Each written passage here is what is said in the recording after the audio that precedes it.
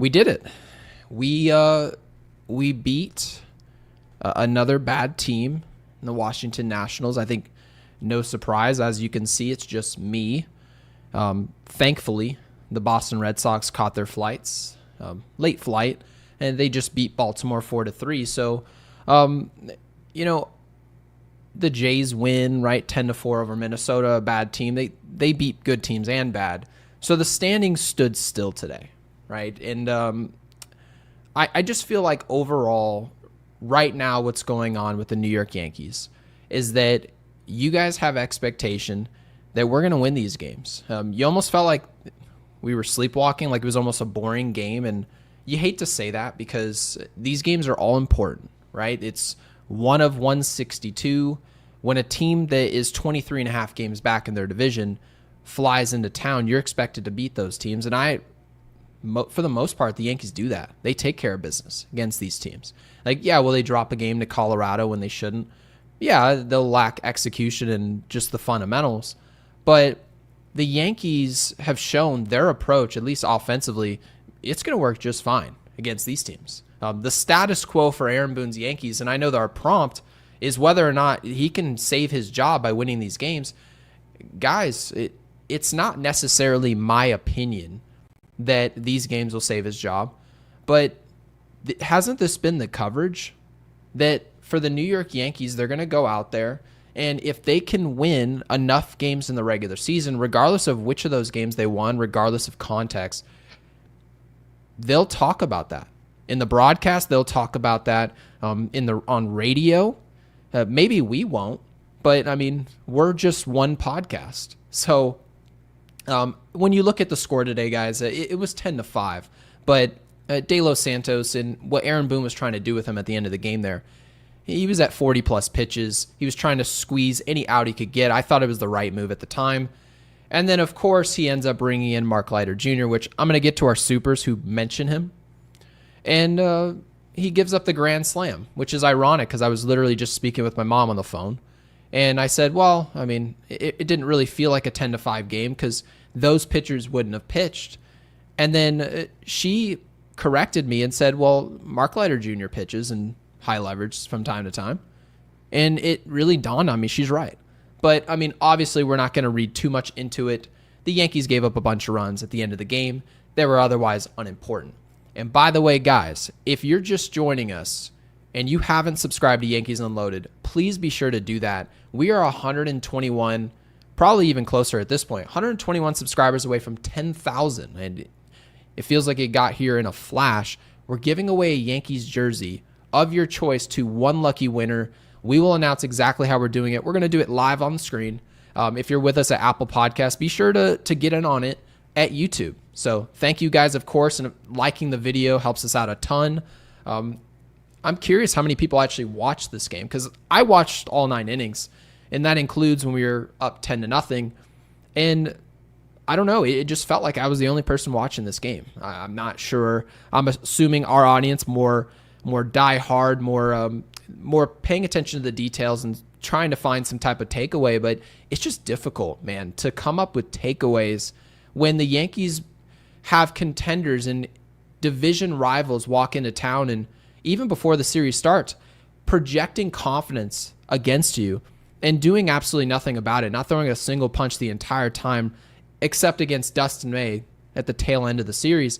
It's just difficult to walk into these series still at home against the Nationals and to draw a takeaway. Very difficult to do.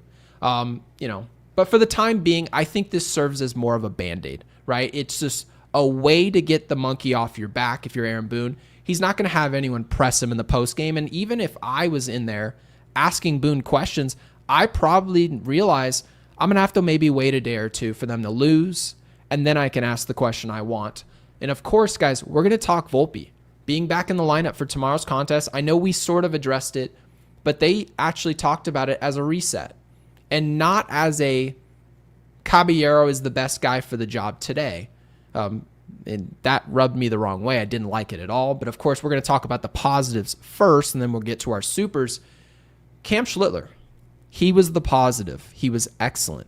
He was in control. He played around a little bit too much with the cutter, and that's to be expected. Young pitchers, and It just happens, right? The broadcast was talking about it. There's just no reason to go to a pitch unless you've distinguished that I have a actual reason as to why to go away from my four-seam fastball. Now I'll work in my cutter.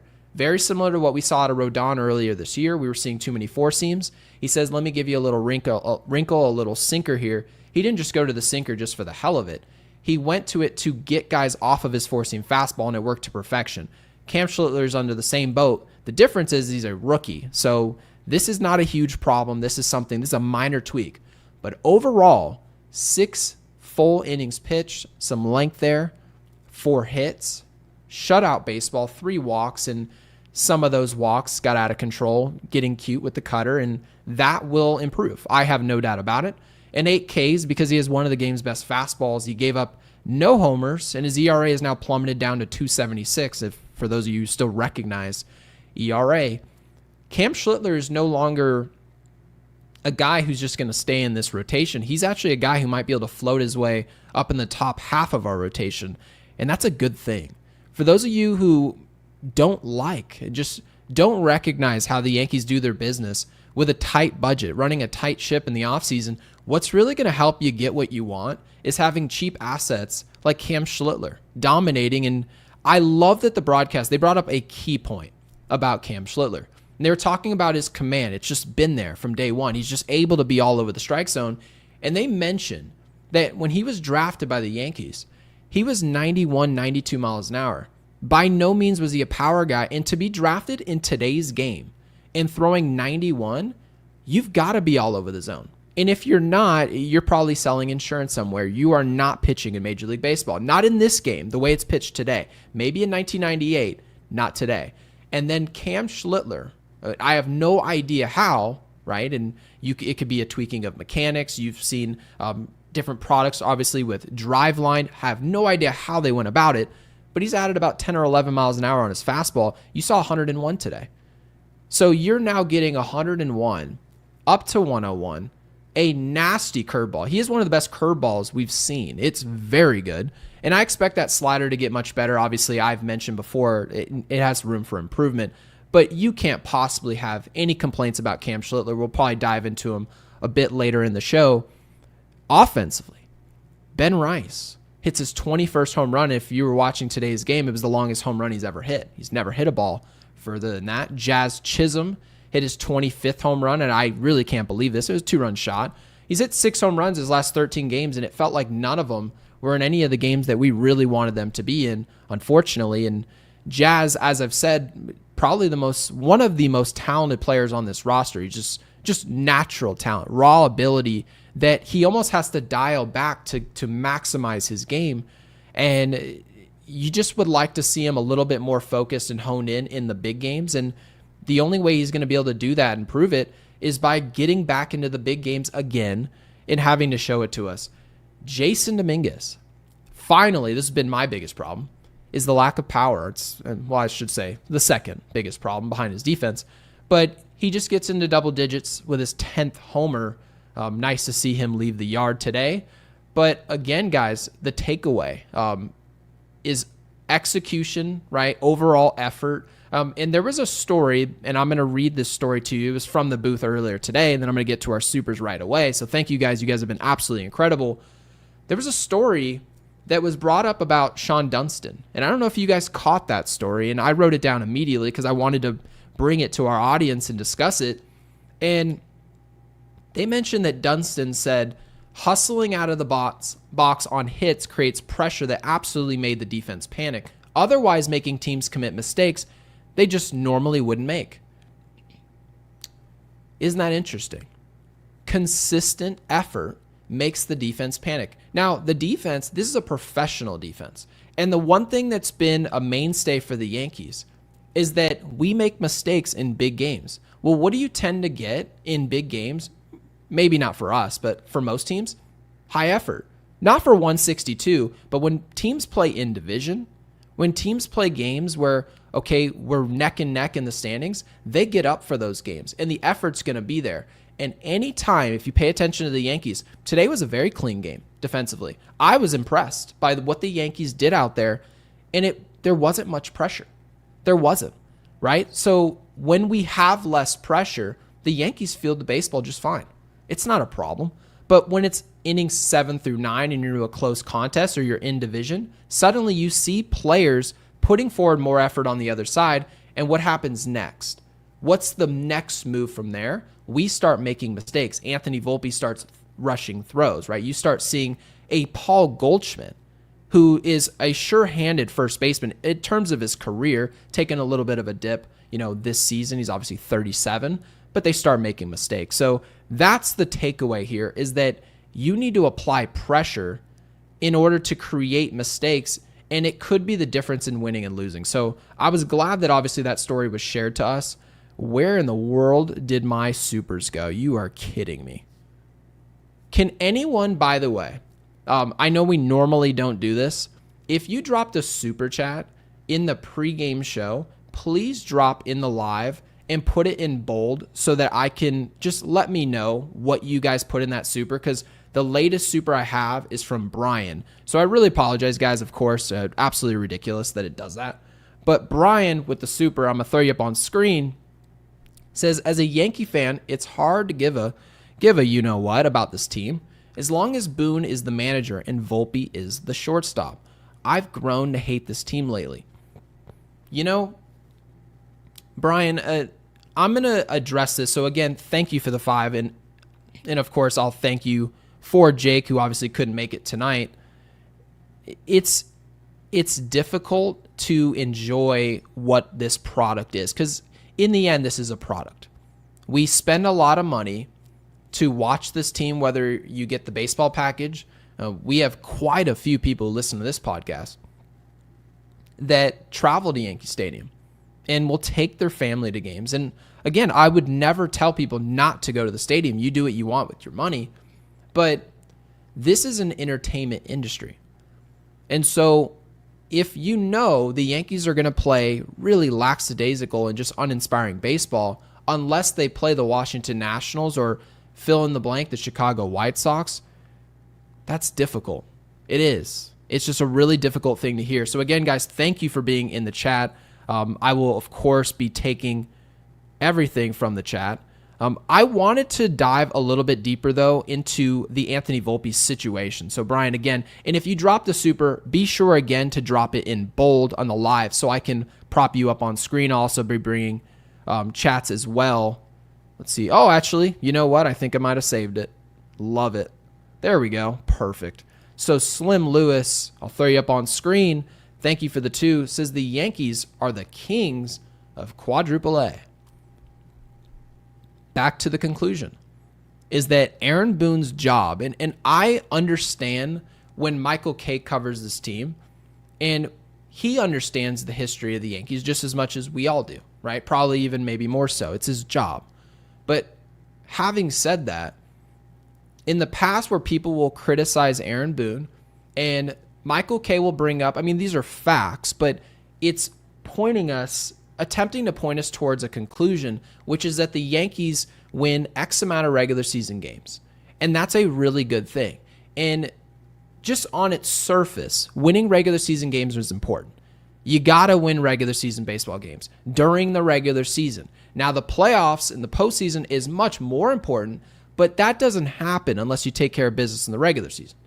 And so what you find out is what happens if you just every single year make it to the postseason because you're annihilating bad teams and you're underwhelming against the good, and then you show up to the playoffs, and if you play a team that you deem neck and neck with you lose. Is there any conclusions that can be drawn now? And that's what it seems like. I would assume Slim Lewis would have that take, is that, yeah, we can beat Minnesota, right? We did that. St. Louis, they're going the opposite direction. They had a nice start to their season. If they come to town, we'll take care of business with them. Right? Kansas City is starting to win some games, so you feel like, okay, it might be a better series there. And guess what you would expect? The Yankees to start playing worse baseball. They're not going to get up for these series.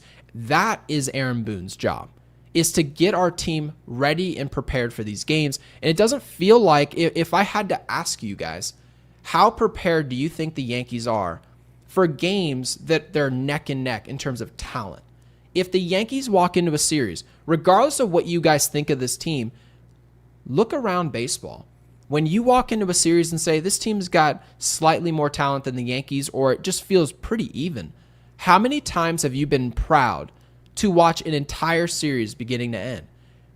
I would love to hear it. I would throw you guys up on screen with your story of the last time you guys were thrilled with how they played in a 3 or 4 game set. I would love to hear it. And that's where we're essentially getting at. It's really important. And Peace Geek, we really appreciate the 5. Thank you for getting involved with Yankees Unloaded. Says, another stellar performance by Mark lighted up the scoreboard. Lighter. Yeah, haven't heard that yet. New nickname. The nicknames are out of control for Yankees baseball. They just are. And again, guys, we are happy. I would say most of us are happy to see the Yankees win today. The catch is that you saw Caballero out there. I see it in the chat right now. I'll throw you up on screen. So thank you for getting involved in the chat. It says Caballero did look smooth today. Yeah, he did. Have any of you got into the chat and said, Volpe looked smooth today? Volpe took some strong at-bats today.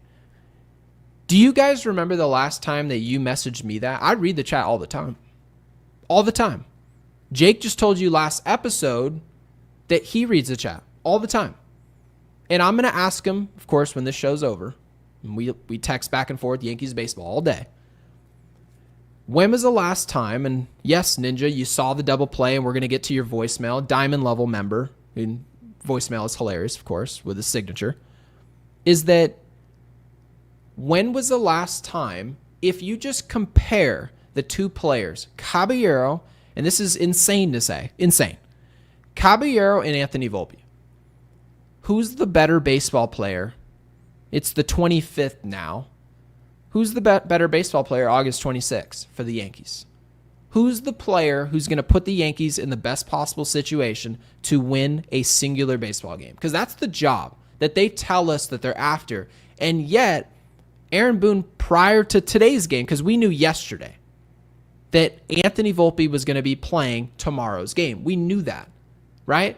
Now, having said that, if Volpe is considered a reset, they're considering this a reset. So what it means is they just think Volpe is a much better player than Caballero.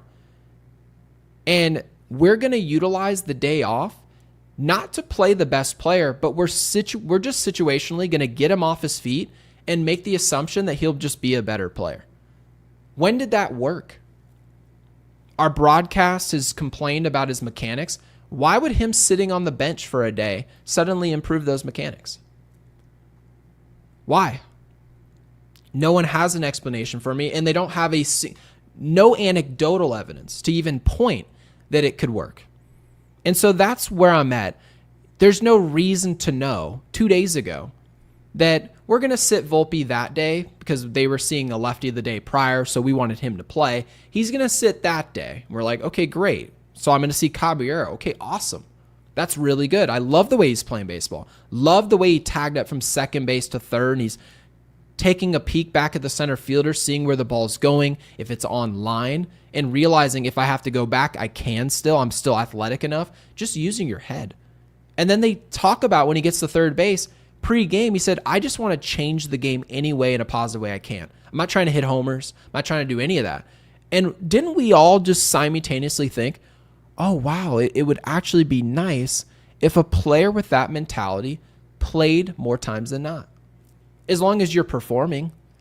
And yet the Yankees are going to go into August 26th and say, Anthony Volpe gives us the best opportunity to win. And we need him at his best, very similar to the story with Devin Williams, to go somewhere. It's untrue. Completely untrue. It's nonsense. So that's the part that just drives me up a wall. It's obviously frustrating. I can't understand it. So I don't know. What is the takeaway? Guys, if you could jump in the chat, let me know what is your takeaway. Do you guys have any questions for me? I would love to put you guys up on screen. It's just insane to me. There you have it. So Fit, obviously a member here at Yankees Unloaded, said just wanted to say defense was smooth without Volpe. Saw some nice double plays today. Really nice. They did a nice job. Everyone seemed to be communicating. Seemed to be a little bit more athleticism. And we're talking about a defense that had Jason Dominguez in left field.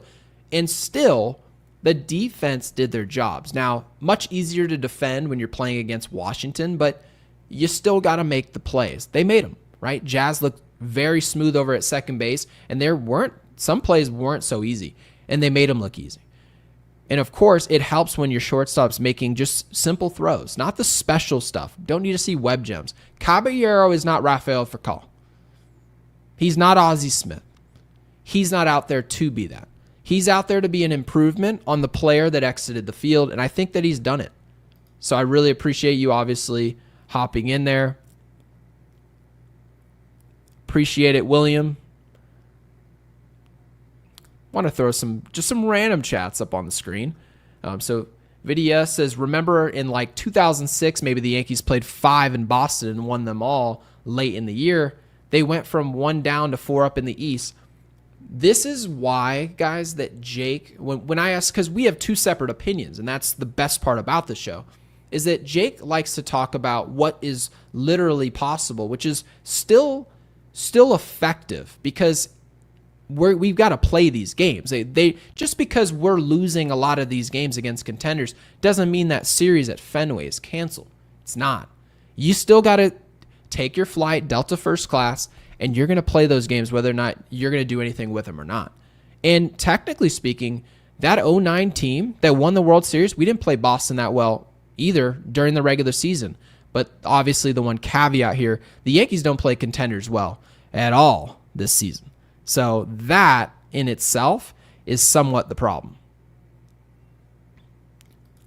And Alex, who's obviously a mod here with Yankees Unloaded, so Alex, appreciate it, says, if you're a Volpe supporter, and I've got something for you here in a second, how many more at-bats and defensive gems do you need to see to realize he most likely peaked, at least on this team? So the conclusion there, right? So peaking on this team, that's all that matters. I know when you hear about players' development, they make it seem like all players are just going to reach a max level of we're just going to develop to our peaks with every one of these teams. It's not the case. It's not. Some players are going to develop like absolute garbage, turn into nothing with your team, and you can flip them to your division rival or just send them across the leagues to the Cardinals or the Rockies, and they can just work out. And people sit in hindsight all day, every day, and say, oh, I wish we hung on to that player. It's like, no, you don't. Anthony Volpe, on the other hand, as I've covered him, I think Anthony Volpe 3 or 4 years from now will just be fine. Just a league average shortstop. He'll pop some homers, probably 15 homers a year, hit 250, play solid defense. Do you know why I think that? I think he plays objectively worse baseball under pressure. I believe that. I've watched it. I'm not trying to convince you all of anything. I watch it. Have you guys watched Anthony Volpe play? Have you watched him field baseballs innings 1 through 6? Have you watched him field a baseball innings 7 through 9 in a close game? It's not the same player. He makes mistakes. Every player does. But when you need him to make a play, right? Aaron Boone calls him elite. You know what elite shortstops do? They make smart decisions when everyone else is nervous and panicky and rushed. Elite slows the game down. They make the smart play. The Brandon Crawfords, right? The sure-handed shortstops of our game. They'll go into a postseason setting and make the right toss over to second base, the shorter throw. They'll make the strong throw with accuracy under pressure. They just do it. So, yeah, if you're a Volpe supporter, I've received a lot of apologies. Believe it or not, guys, a lot of DMs on Twitter saying that I owe you an apology about Anthony Volpe. Now, of course, all these apologies are private, just as they always are, but the disrespect of how dumb I was saying that Anthony Volpe would not be a star in New York, all that stuff was public. So if you're an Anthony Volpe supporter, we're all Anthony Volpe supporters. You know what it means to be a supporter? I was rooting for you at the beginning for it to work. That's all that it being a supporter should mean. Really what Alex is getting at is if you're a Volpe, it's almost like you're part of a club, right? Of a defense team, like you're a lawyer. None of those should exist for any one of these players. None of them. So that is where I'm at with it.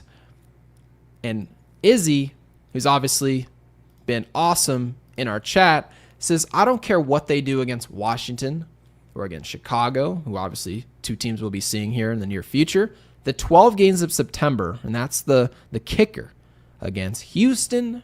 Listen to this schedule. Houston, Detroit, Toronto, and Boston. Yep. Look at that. Look at that schedule. Now, guys, that's a heavy schedule for any team, any of them.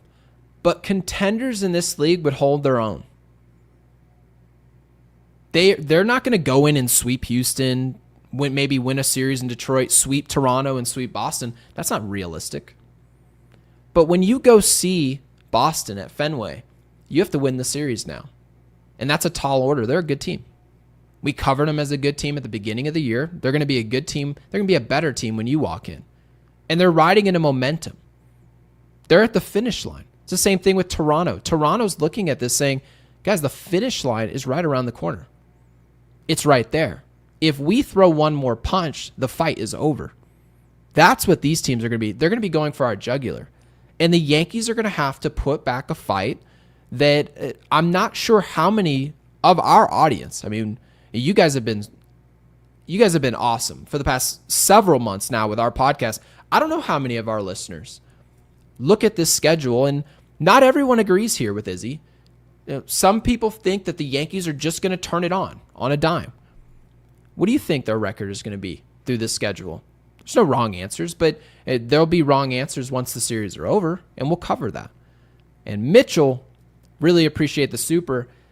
Thank you for the 5. Says, replace Volpe and maybe Wells. Ditch Boone, and this team could be good. Ditch Cash, and they could be great.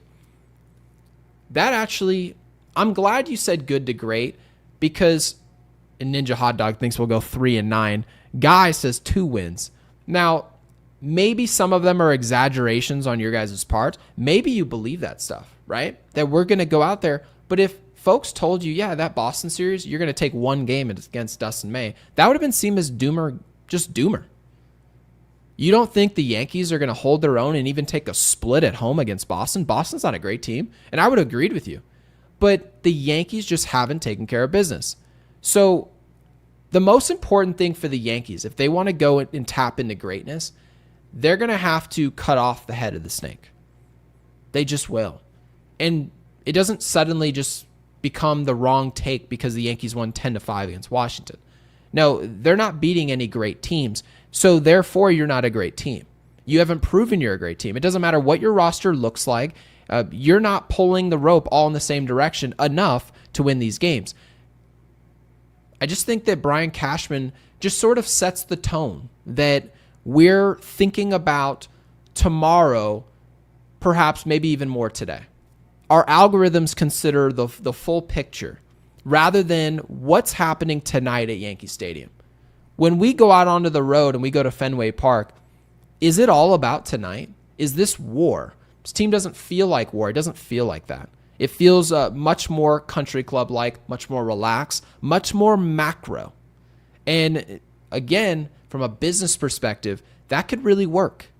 That could be a way to minimize risk and pump out, say, an 85 to 93 win team. And guess who's going to be with their butts in those seats? You. Us. We're going to be there. And I'm not here to root against it. All I'm telling you guys is that there's going to be a difference between good by the end of the year and greatness. Teams are going to separate themselves. Have the Yankees shown you guys enough for you to think that they can tap into that greatness? There are a lot of factors. When it comes to it, I just don't know if I've seen enough. I don't. And I want to throw this up on the screen. Retro Tony, he says, Gary, do you think the Yankees are pulling back against the Red Sox knowing they will meet in the wild card? Don't show all your cards, not like starting Cam against Boston. So No, I don't. I'll give you a simple answer. I won't dance around it. If this was the NFL and I was seeing Chiefs playing a rival, right, in the AFC, it'd make a lot of sense. You're in the regular season. You feel like you've got a 3 or 4 game lead, in your division. Team comes out. We're going to show them cover 1. The opposing quarterback, maybe it's a rival, is picking apart cover 1, destroying it all night. And guess who's going to be yapping all night on ESPN until the following weekend? They'll be talking about it for weeks, is how they beat you. But you know what happens as soon as you get to the playoffs? Cover 1 turns into cover 3, disguised as cover 4, into cover 3 sync, right? Into all these different coverages that you didn't see. We showed you vanilla so we can show you rocky road in the playoffs. The Yankees can't do that, not in baseball. If the Yankees genuinely sat 5+ games back in the division, 5+ games, and any one game could be the difference between playing at home in the playoffs, in a wild card series or not, and your choice was to play with your food and leave Cam Schlittler off the mound, right? And I'm not telling you guys that's what happened. I'm just telling you, your choice was to pull punches so we can throw a punch and a haymaker later. That would be blasphemous, that decision. Absolutely horrible, and I cannot imagine why anyone would think that would be a smart thing to do. B-Rye with the 5 says, I know you already spoke to the contrary, and thank you for the 5. Says, but I think pulling Delos after 2 innings was the move. I'm good with Volpe only starting versus lefties. So we did talk about Volpe's numbers. They're not elite against lefties, but they're good enough. The problem is his defense in big games. That's a problem, B-Rye, and it has to be addressed. Now, it's not addressing it doesn't mean just saying, oh yeah, it needs to be better and he's got to pick it up in the media. No, the media is not a part of figuring it out. It's about the results. That's it. Not about Boone. It's not about what Judge could say in postgame to back him or not. None of those things. It's about results. So when you talk about Delos coming out of this game, it was 10-0. Is there a correct time to pull him? Yeah, technically speaking, he shouldn't have pitched as long as he did. He pitched 45+ pitches. But the deal is, if you're up 10-0, can you just stay out on the mound so nobody else has to pitch? Mark Leiter Jr., for whatever reason that there would be, they have high hopes in him. They love to use him in big-time situations. You saw it in the playoffs. You saw it in the World Series. And they would have rather not used Leiter Jr. at all. They would have rather had nobody else touch the mound, and that's a good thing. So, yeah, from a baseball perspective, you just have to look at it and say it's 10-0. Can you just go out there and accept what's going on? Okay. Got to get into the chat here. I really appreciate you guys. You guys have been absolutely awesome because, of course, when you're by yourself, you gotta finagle. And Yankee Fangirl for Life says, we must be the minority because the Subway peeps cheering Let's Go Yanks and I'm chanting Fire Boone. They're looking at me like we have 4 heads, and a guy says, but we won tonight. Yeah, guys, not everyone's going to be, tapped into the overhanging thought as to what we should think about these games. Just hate to break it to you guys. The average person that goes to Yankee Stadium, they're going to be a great fan. But are they going to be tapped into, hey, winter meetings wasn't aggressive enough? Aaron Boone's not accountable enough, right? Are they going to be tapped into all those details? Maybe some people in right field.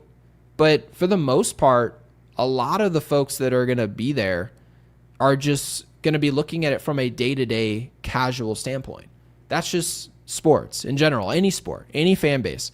Is you walk in, I paid money for these seats, I want them to win today. And like I told you before, I'm rooting for this team to win.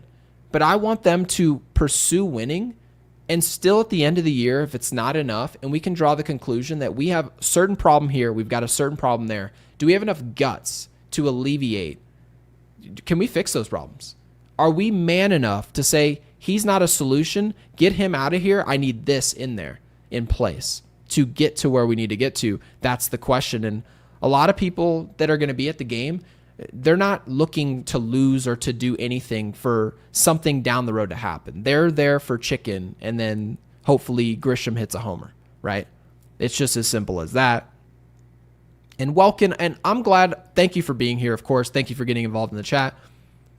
So he mentioned, and this was the inning, of course, where Caballero, with the brilliant base running from second to third, I absolutely love the tag up attempt. It was aggressive. It was smart. And then you saw a flared ball down the right field line from Aaron Judge, and it almost feels like you get, I hear what you're saying, Welkin. It almost feels like you get too much credit for what you actually did, but I want to give him credit for putting the ball in play. He did that. Now, Aaron Judge, the last 30 days, is hitting 200. He's probably going to win the MVP anyways because his numbers before those 30 days were just so ridiculous that his counting stats warrant an MVP. And I know that's frustrating. I know, Welkin, you want to see the best offensive player in the game perform at a time in the season where the Yankees need him. You can say what you want about this Yankees team being well-rounded. You can say what you want about this team being able to maybe pick up Judge, maybe more so than they could before when we had Soto and Judge, with what was going on in the rest of the offense. You can make all those cases you want. But Aaron Judge has to play like Aaron Judge. That's part of the job. And I know it's high expectations, but if we were getting 250, 260 in the meantime, that would suffice. It would hold us over. But he's not performing up to his standards. Now, they asked him in the post games, they've asked him 3 or 4 post games in a row, how you feeling physically? And he says, good. Well, I don't have any information to point to otherwise. So there you have it. And Ninja says even the right field bleachers are corrupt. Yeah, perhaps. And I want to get this super up there. Steve, really appreciate the 5. Thank you for getting involved at Yankees Unloaded. And again, guys, just a friendly reminder, make sure you subscribe to Yankees Unloaded. We are roughly 100 subscribers away. I can't even believe I'm saying that, because our goal at the end of this year, by the end of the playoffs, is to get to 10,000 subs. And we're, of course, going to blow that out the water. But we really appreciate you guys. Subscribe, hit that bell, like the video, and you may win a Yankees jersey of your choice. So I've been already receiving a bunch of messages saying, how do I redeem? Don't worry about it. We'll make sure you're contacted, and it'll be sent straight to you. Obviously, we'll let you fully customize what you want. So we're looking forward to it. But Steve, thank you for the 5, says, I don't get why we keep going to Volpe as the started when the problems are solved with Caballero. I want to win now. Well, Steve, to answer this, so I appreciate you getting involved here. This is a good question. Like, this is what's really a statement that I agree with, but it's more so about why it's not happening. Like, why is it that Steve wants to win now? Gary, the Yankees Unloaded podcast host, he wants to win now. Aaron Boone presumably wants to win now. And yet, 2 totally different decisions are come up with. Steve and I would say, well, Caballero is the better baseball player on Tuesday for the Yankees. He's the best option the Yankees have. Does anyone else have any objections to that? How many people in this room would say, of the 500 people in here, how many of you would say, yeah, no, I think Volpe getting that reset day, he's the best option. The ceiling of what he does, the mean of what he's provided the last month, that's the player we need to go where we need to go tomorrow. You know what the Yankees are doing instead? The Yankees are essentially saying, if Caballero is our best option at shortstop, we can't go where we need to go. In order for us to go there, Anthony Volpe has to be at his best. Exactly what the coverage was about Devin Williams. Exactly. They essentially said, we know you don't want us to pitch Devin Williams. They didn't say this, but this is what they were acting on. We are going to pitch him anyways, because if we fix him, it's the only possible way we can win something. And so that's the way the Yankees are approaching this, Steve. That's how I've consumed this content at this point, is that they know Anthony Volpe's playing terrible baseball. They may hop on the mic and say he's elite, and they're watching the same errors we're watching. That ball almost hit Aaron Boone in the dugout that Volpe threw the other day. It's not like he doesn't know where these balls are going, right? So that's the gist of it. They're looking long-term, and they're making short-term mistakes with those long-term decisions. It's not how you manage baseball. It's not. It's a frustrating way, obviously, as an experienced fan of this team, where you're hoping that the best players, you have a hot streak, right? Even you hear some players from the past, Clint Frazier, right? And they'll say, well, I had 2 home runs yesterday.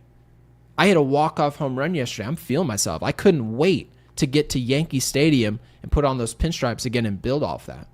And then I was out of the lineup. There was just no rhyme or reason. It's because they're looking big picture all the time. It's frustrating. It is. So I think if there were at least Anthony Volpe only played in a platoon situation against left-handers, I would at the very least see why they're looking at the splits and drawing a conclusion. I think I can get behind on that. Would it be my decision? No. I would just play Caballero every day. I don't care who pitches. However, Anthony Volpe is hitting against lefties. Now, Jake had a hypothesis on that, and he said that maybe all his home runs are coming against righties. Maybe he just has a better approach against lefties. Maybe it's less power hungry. Maybe. I don't know. I have no idea what the issue would be there, but regardless, those results are there. So yeah, Steve, I understand the frustration. I want to win now as well. I do. And Mark with the 5, obviously thank you for being a Yankees Unloaded member. And guys, we're going to play our voicemails as soon as we're done with our super, so we really appreciate you guys and getting involved here. Mark, again, thank you. Says, I'd take Cap hitting 100 if it means he brings it in the postseason. Let him take it easy until then. So, Mark, in hindsight, if Aaron Judge turned it on in the playoffs, Jake and I made the prediction, we think it's going to happen. Same exact predictions I was making with Alex Rodriguez. I made the assumption A-Rod's going to figure it out. He's too good of a player. That is the extent of why I made those predictions. I'm not some wizard. I'm not Kevin Long. I'm not his hitting coach. I didn't see some mechanic that he was turning on in late September. No. It was simply the player. Aaron Judge is just too good of a player to play consistently bad baseball when you need him most. And so far in his career, he's played bad baseball in the biggest games of the year. He just has. He hasn't been absolutely useless in the clutch. He's had clutch regular season at-bats, certainly. You saw that home run he hit off Crochet and Fenway earlier this year. But Class A postseason last year, but the totality of it's just not good enough. It doesn't look like Aaron Judge. So, Mark, I would agree with you. If he can turn it on when it matters most, but what you're really getting at is if Aaron Judge hits the way you're obviously saying there, he's going to hit 100, he's not going to hit. The Yankees are probably sitting in the 3rd spot in the wild card. That's a tall task. For the Yankees to go from the 3rd spot in the wild card, they're going to be on the road for a wild card series. They're going to go through wild card, division series, championship series, and to the World Series. Is it impossible? No. Is it an impractical way to go about being a title contender? Absolutely. Absolutely.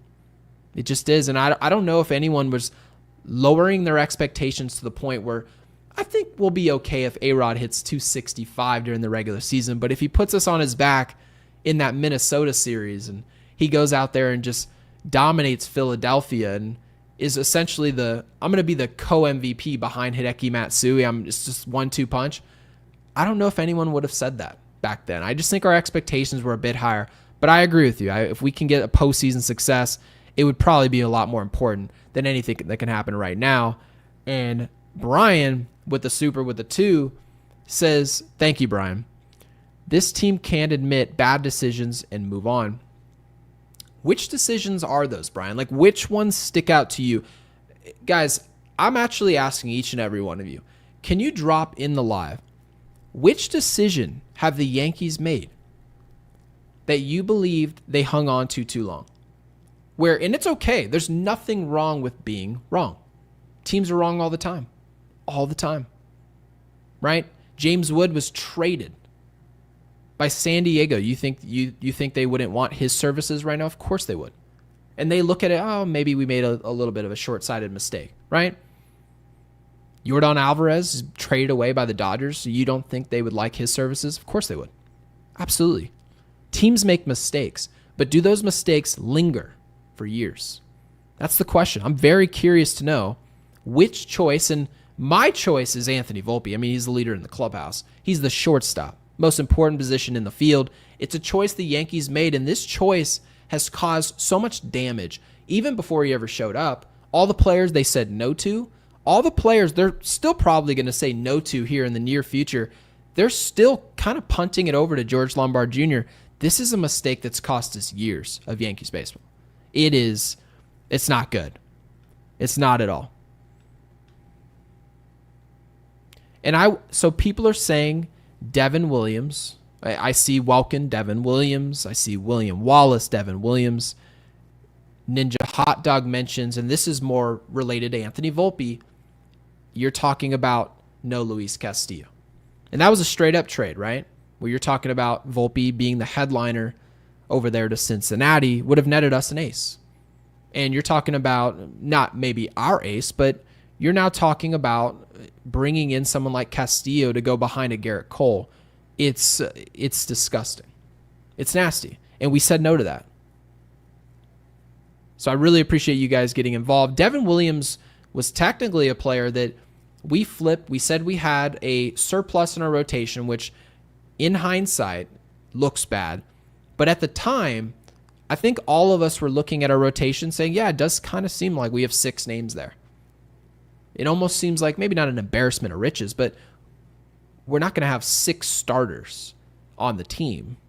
We're not going with a 6-man rotation. We need to flip somebody. And Nestor Cortez was that guy. Obviously, you had the bad taste in your mouth, gave up the home run in Game 1 of the World Series, and they kind of just threw him Milwaukee's way. Okay. All right. You get Devin Williams. Devin Williams was a 1-year rental. That's what he was.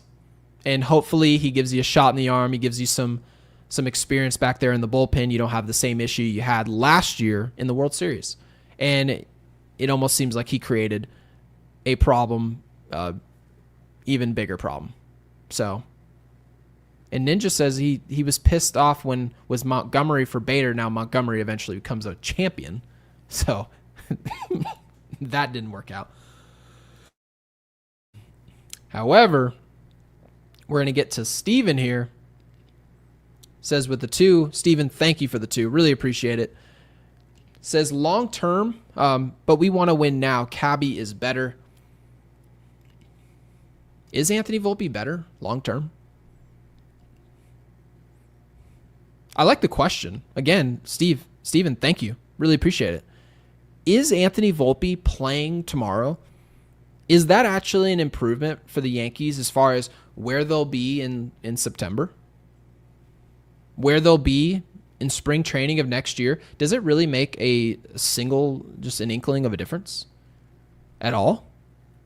And Steven, I'm actually asking you, and of course I'm asking everybody else at the same time, but I'm just curious, is the difference between Volpe reaching his potential, for whatever that's worth, whatever that potential leads, is it a matter of him being trusted to play in this wild card race? In the midst of a 1-for-28 where he just drops down bunts with men on base and with 1 out, just giving away his bat, is that player who just exudes zero confidence whatsoever on the baseball field. Is the difference between his development and not him playing? I don't think so. I don't see it. Matter of fact, I think the best thing for Anthony Volpe's long-term future was to be sent down to the minor leagues to this day. I think Anthony Volpe should be sent down to the minor leagues today. I do. And of course, now it's late because the Yankees are going into arbitration this offseason, and they're going to say, well, what now? Do we pay a player that we were willing to send down in the middle of the year $6 million? Probably not. Probably not. It's a difficult thing, but it was a choice that you should have made over a year ago. That's why. It's the biggest problem I think there is for the Yankees. It's disheartening. It is. Because the Yankees are continuously trying to make decisions that are forward-thinking. And I don't blame them for trying to do it.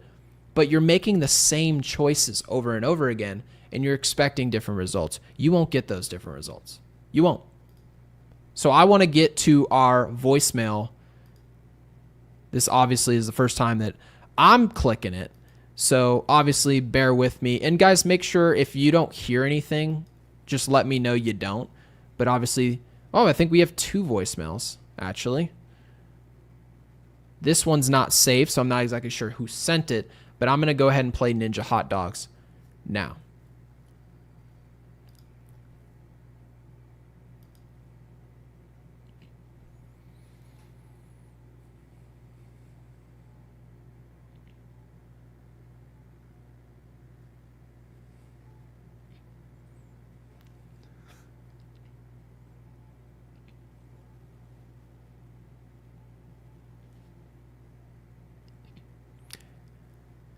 Oh, you guys can't hear this? Oh.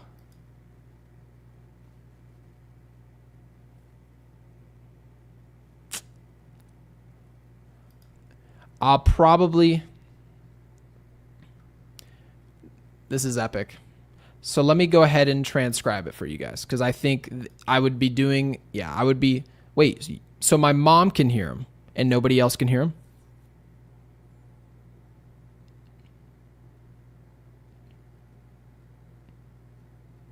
Yeah. So anyways, I'll go ahead and read the transcription here. Ninja says, I am so pissed right now. I'm leaving the stadium. And this is after the Grand Slam, of course. Literally can't even win without embarrassing ourselves. Light him up later. Lighter. It's my mom is now calling him, and Gary, Delos meatballs, last walks, absolutely destroyed it. I mean, we sure got to run. But those were that package. Obviously the transcription is horrendous. But he also says, Fire and Boone, baboon. So yeah, I have no idea why my mom can hear this, but no idea. So yeah, we'll get to it later. I'll try to figure it out. Not sure. But again, really appreciate you guys being here. But any other questions about the Yankees? Any statements that you guys want to put up on screen? I really appreciate it. And we'll dive into it, because I do want to talk just a little bit about Jason Dominguez. I want to touch on, because he did hit the home run today. I'm sure none of you were impressed. I get that. But he's got to show power. I think that's the next step for J-Dom, and he's no longer the Martian for me. You don't get nicknames when you play this level of baseball, which is league average offense and bad defense. But today he played solid defensively, not a problem. And it's got to matter long term. You've got to show that power. In order to get an underperforming glove, you got to go out there and rake. That's been the prerequisite. It just is. Not everybody can be a great defender. Not everybody can. But exclusively, the players who can't play defense, they rake. They just do.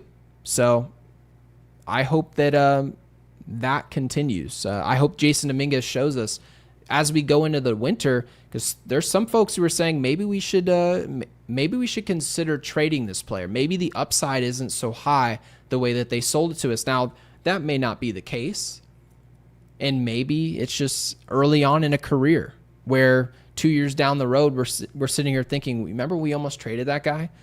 But what you don't want to have is where all of a sudden 2 or 3 years down the road you're looking at, you've got Yoan Moncada on your hands. That's not what we need. It's just not.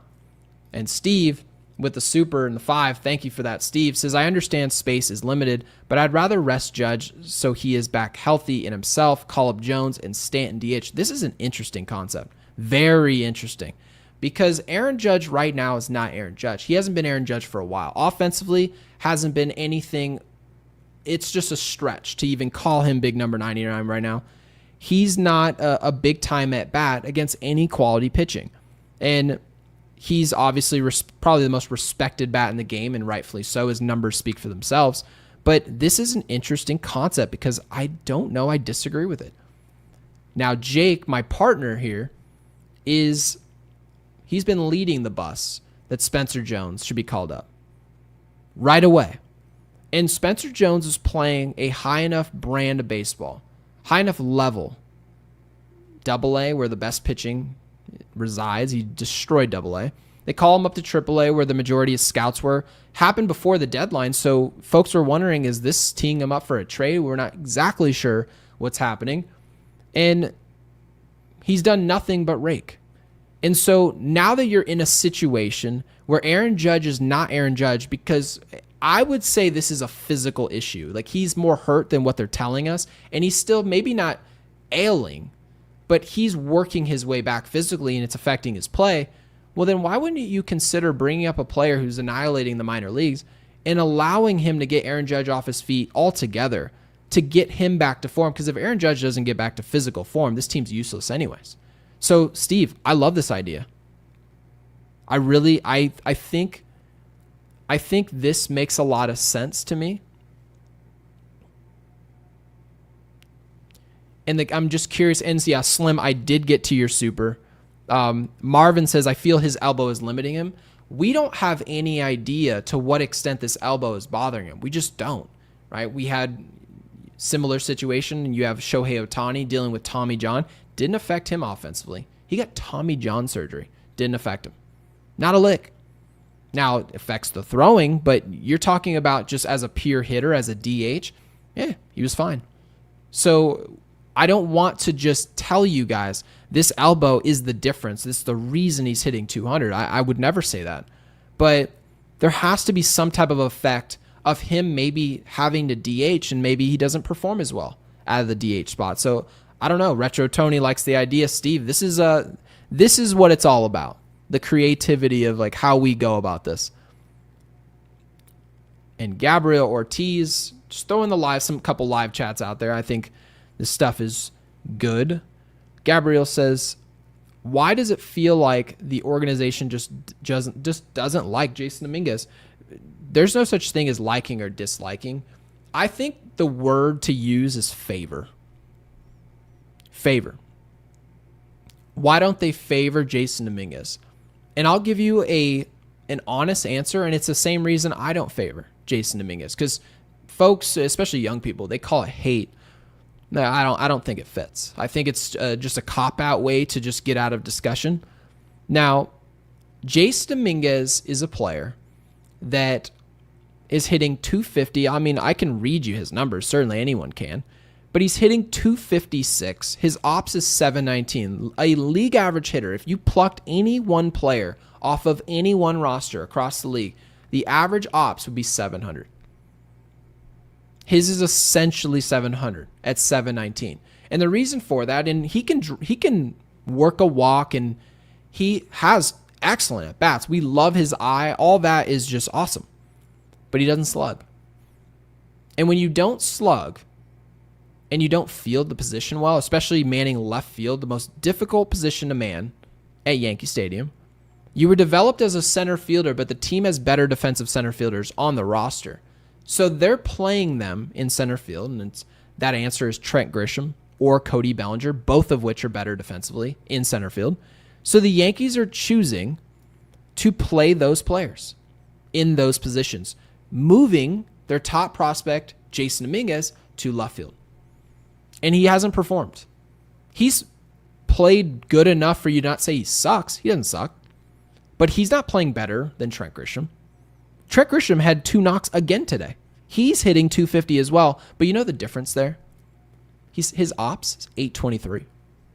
He's already hit a career high in homers. He's going to hit over 25 home runs this year. Trent Grisham has been great. Who else is Jason Dominguez going to play over? Is he going to DH? Because if the glove's an issue, you can throw him over a DH. No, you can't. Why not? Because his bat doesn't hold a candle to Giancarlo Stanton. That's why. So if DH is occupied, can't throw him over there, can't put him in left field. It's the most difficult defensive assignment in the outfield. You can't throw him in right field because Aaron Judge hasn't been brought to the infield or put to DH. He's manning right field. He was in center the year prior, struggled. The Yankees know there's nowhere to put Jason Dominguez. Whether you think he's a good player or not, whether you want to develop him or not, there's nowhere to put him. So that's the reason why you won't see Jason Dominguez. He hasn't played good enough baseball to win an argument against any one individual in our outfield.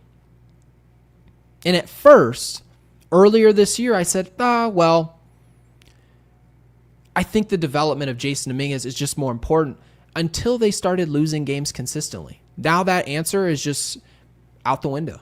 It is. And Guy, I really appreciate you dropping this in. We were mentioning about the elbow injury to Aaron Judge and why maybe it wasn't affecting him or was. In comparison to Ohtani, I'm glad you put this up. I'll put it up on screen. It says that was Ohtani's lead arm. That's absolutely a factor. So I really appreciate you bringing it in. This is why I said I would never draw a conclusion that it is or isn't affecting him. All I know is what is as far as numbers. And Aaron Judge hitting 200 in late August in the last 30 days is alarming from a physical perspective. What changed? Is it just performance? Is it even possible for a player, not talking about playoffs, but during the regular season, to play for 4 full months of baseball and hit 350 plus and then turn into a 200 hitter for the next month? How often does that happen? Probably not very. So that's the reason I said I feel like it is, if I had to guess, an issue physically, but I'm just not exactly sure. And Mark with the 5, really appreciate it. Thank you, Mark. Says, based on eye tests and watching games, I've always noticed Judge's game decline when he wasn't playing the field. Are there stats to back this up? Now, I don't know exactly what Aaron Judge hits as a DH. I can certainly look this up because that would be very interesting. What he does. I would assume they're not. Usually they utilize his DH days, just looking at the past. He's not dealing with injuries. He used to be known as somewhat of an injury-prone player, and it was a worry when we were giving him his contract extension. He sort of solved that before we gave it to him. But his DH days usually would be what you saw in that Kansas City series, where we're going to play 3 games on the road. We've got a Boston series coming up. We're going to get you off your feet, but you're going to stay in the lineup. You're too good not to hit, but you're going to DH. And it was easier to do it when Giancarlo wasn't on the team physically because they could just utilize it. Now, I did just go to StatMoose, and I'm not even sure what the hell they're telling me here. Yeah, they really haven't told me jack. Yeah, they told me nothing. So really appreciate it for the website. That's awesome. But so far, no. Yeah. Does anyone have the stats of what he does, a website that would be best to go find his numbers as a DH versus center field and right field? Because I know defensively, we know what his numbers are. We've read them on the show, that his numbers decline defensively when he goes out to center field. But Mark wants to know, and I want to know, how does he perform under these circumstances? I'm curious. Very curious. Baseball savant. Maybe. Yeah, I have absolutely no idea. So, stats as a DH.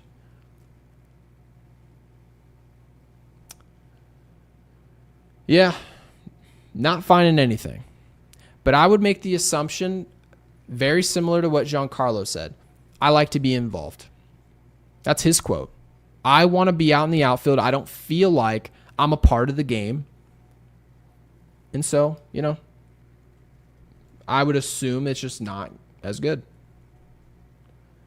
Stats. DH. Come on, Fangraphs. One time.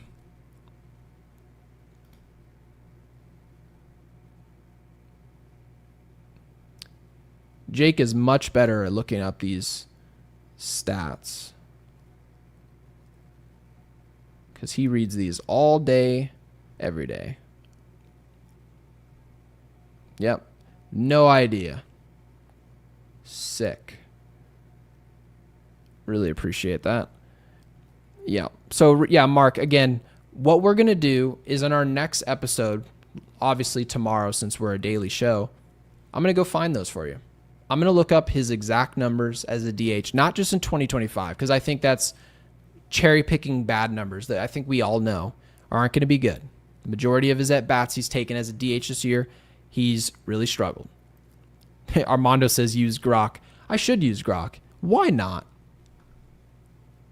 I don't like AI, but, in this situation where we need to find some information, what are Aaron Judge's stats as a DH in his career?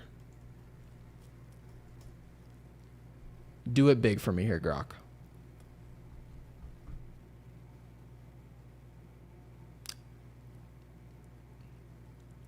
Okay, so this is more short term.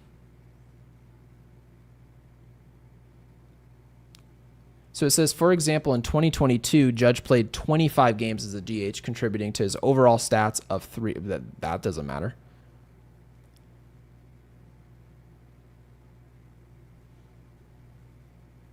Okay. This didn't tell me anything. Yep, this told me nothing. So, yep, I definitely tried. Grok didn't do a damn thing for me there. Nothing. They actually just told me his stats overall and then told me how many times he's DH'd. So, yeah, unfortunate. Yeah, Jake, you've been replaced by Grok unsuccessfully. So, yeah. So anyway, I really appreciate you guys, obviously. Any other questions, obviously, before we go? I don't even know how we've gone an hour and 10. But, yeah, again, guys, if you haven't, yeah, of course, Marvin. Jake is still my stats guru guy. He's the stats guy. Oh, here we go. Angelo says, found it. If you could throw that up on the screen, would really appreciate that. Anyone who could throw it up on the screen, I will throw you up on the screen and we will discuss these numbers. So here we go. Angelo is saying that he's taken 927 plate appearances, 737 at-bats. And Jeff, not often we get these. These are rare. Jeff, thank you for the $2 super sticker. Really appreciate that. So in 737 at-bats, he has 217 hits. I'd be curious to know about the slugging and whatnot. But Ninja Hot Dog has retrieved some stats for us per Fangraphs. Says that he's hitting 347, and no surprise, in his home position of right field. That's where he's comfortable. It's the easiest position to play at Yankee Stadium. The Yankees have offered it to him. He moved out of it when we acquired Juan Soto. It made a lot of sense. Juan Soto loves to play deep. Any ball over his head is gone at Yankee Stadium, and he'll play the ball in front of him. And we got a league average output from Soto, but then Judge's defense suffered. Now, from an offensive perspective, Judge rakes as a right fielder, no surprise, but as a DH, he's a 277 hitter for 2025. So, again, I think this actually tells the opposite story that we were expecting. Aaron Judge has been DHing now for a while, for a bit here, and he's been atrocious. Not good at all. And considering all those numbers in this stretch, he's still hitting 277 as a DH. He's hitting 200 the last 30 games.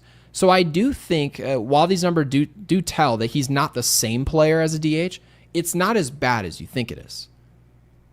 At least that's my takeaway. So he's slugging, Angelos, as he brings up, he's slugging 592, and his ops is still over 1,000. So, yeah. And I love this question. I want to answer it. I really appreciate you hopping in the live chat and getting involved, so thank you for doing so. Says, season ends today. Does Warren or Cam, of course, meaning Cam Schlittler, get game 4 at home? I'm pitching Cam Schlittler. And I'm curious, guys, what would you do in this situation? Now, the obvious feeling to me is that you just watch Cam Schlittler at his best. He still struggles, right, with the cutter and when to use it, when not to. Falls in love with it. Maybe the pitch count could get a little out of hand, but that stuff to me is going to play in the biggest of the games. Just will.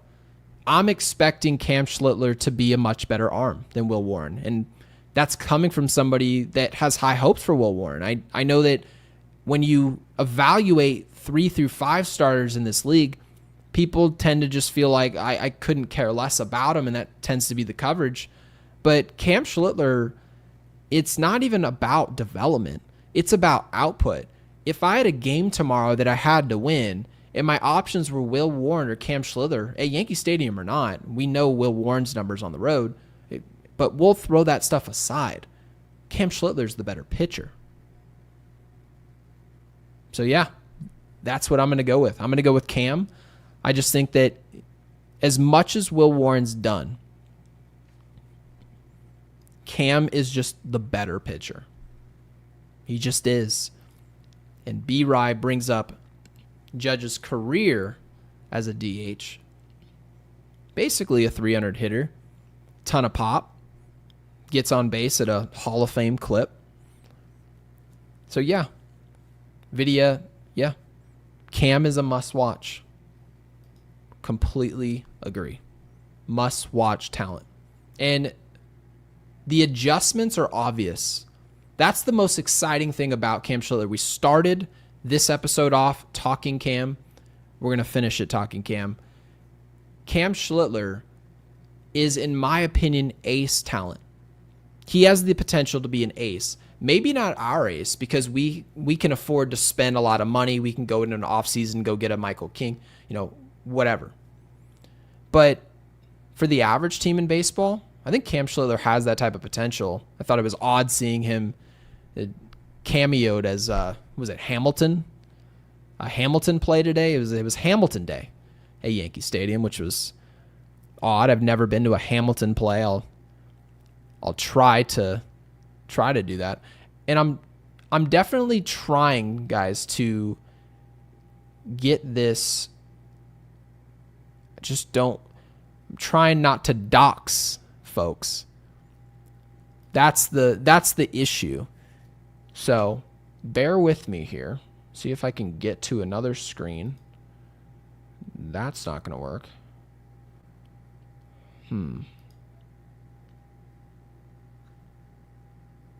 It's so wild because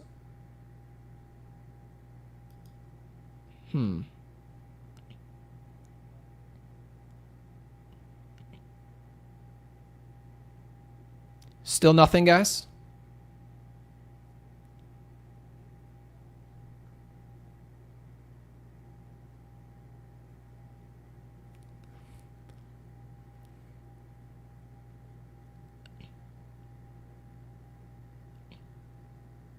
Nothing.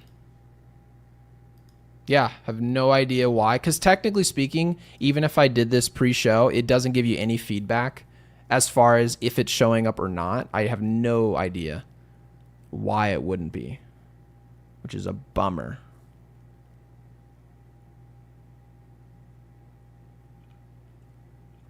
I think I may have an idea, though. Trying to cover.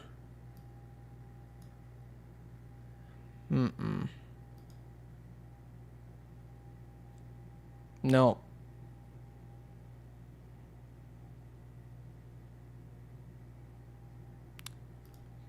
Yeah, because it's definitely, I just don't want to throw people's phone numbers up there. I'm pretty sure I have an idea. My mom says, apparently Gary is the beauty and Jake is the brains. No, Mom. So essentially what's going to happen is before the show starts, I had to have added this to the stage. And if I didn't add it to the stage before the episode, I'm forced to add it to the stage, and then everyone's phone number just pops up on there. You can't do that. So that's the dumb part.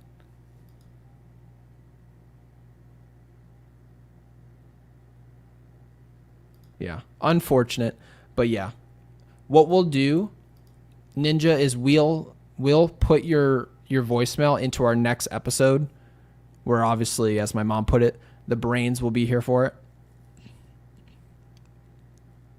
Yeah. So Ninja apparently doesn't want you guys to have his phone number. Yeah. But anyway, guys, any other questions before we go? Any comments? We will throw you up on the screen. Really appreciate it. But I'm not reading into anything, but little update on the score. Seattle is beating. No wonder my mom is on her high horse. Seattle's up 9-5 on San Diego. So obviously I assume that JP Sears didn't pitch well today.